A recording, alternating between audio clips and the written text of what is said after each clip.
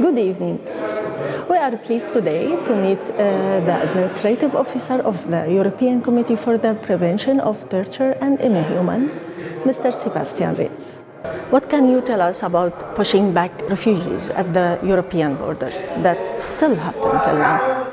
I think it's a challenging problem that pushback practices are more and more widespread in Europe. At least the allegations of these practices are becoming very much clear. So it is often used as a policy by the governments in order to manage migration. And that shouldn't happen in our view. So we have more and more reports in different countries that pushbacks are happening. We have made it very clear in some reports and in some visits that we went to the border, that we did cross-border monitoring, that we looked into the situation on the spot in order to really assess these allegations from a clear perspective, interviewing people, doing medical examinations on the spot. So there is means to engage into it and to check the situation on the spot. We cannot do the work alone, I think, and that's where it's important to have really independent national monitoring mechanisms at the national level that can engage really into this work as well. I think there's much more work that needs to be done. The CPT has already made quite a strong stance, taking a strong stance on this question, and has engaged into direct monitoring at different borders. We have done several visits since 2009 where we looked into this more specifically, including at the sea, including at the land borders, and we will definitely continue observing that very closely, this situation. So there is need for improvement, there is need for political will to change these practices.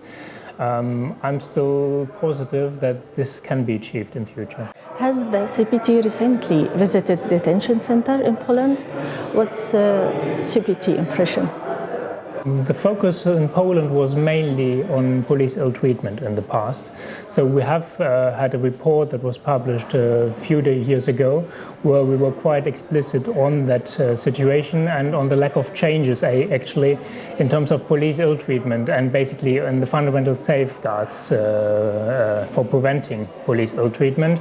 So we've been quite outspoken on these questions, and we really requested the authorities to do much more in order to have a change. For the question of immigration detention centers, we have recently done a CPT visit, but unfortunately the information of this visit is not yet in the public domain, so there is still consideration and the report will be adopted by the committee soon. So there has been a recent visit which also looked at border guard stations, and also looked at immigration detention centers. So this is part of the current assessment of the committee, and we hope that the report will be public very soon. Is the work of Frontex, especially at the Greek borders, monitored in any way from your side? The Frontex work is not monitored specifically by our side. However, we are regularly engaging in cooperation with Frontex through different means. Informally, we are engaging also with the Fundamental Rights Officer of Frontex. So there is regular exchanges. However, what we are observing is our situation on the spot.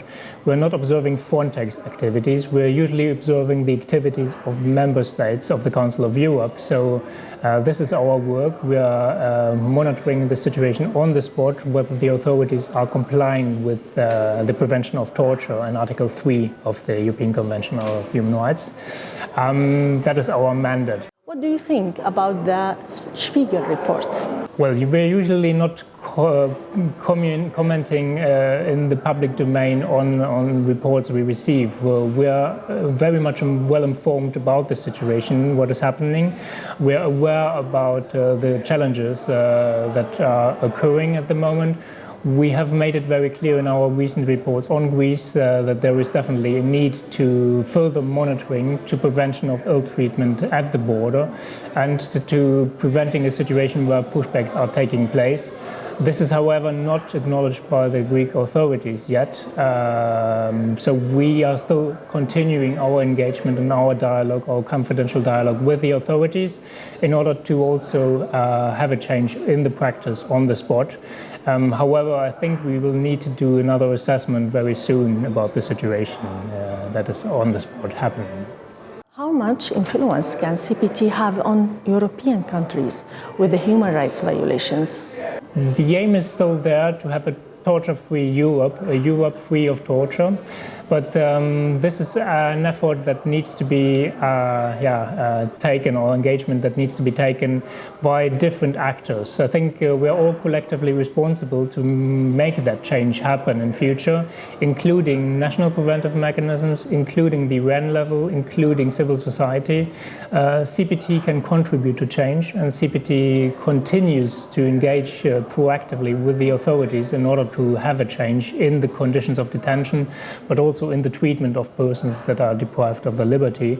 And I think in the long run we can achieve that change, but it is a long-term goal. So sometimes it's about practices, sometimes it's about legislation, sometimes it's also about mentalities that need to change.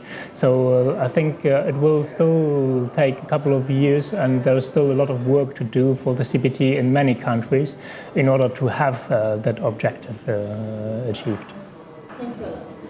Thank you as well. It was a pleasure.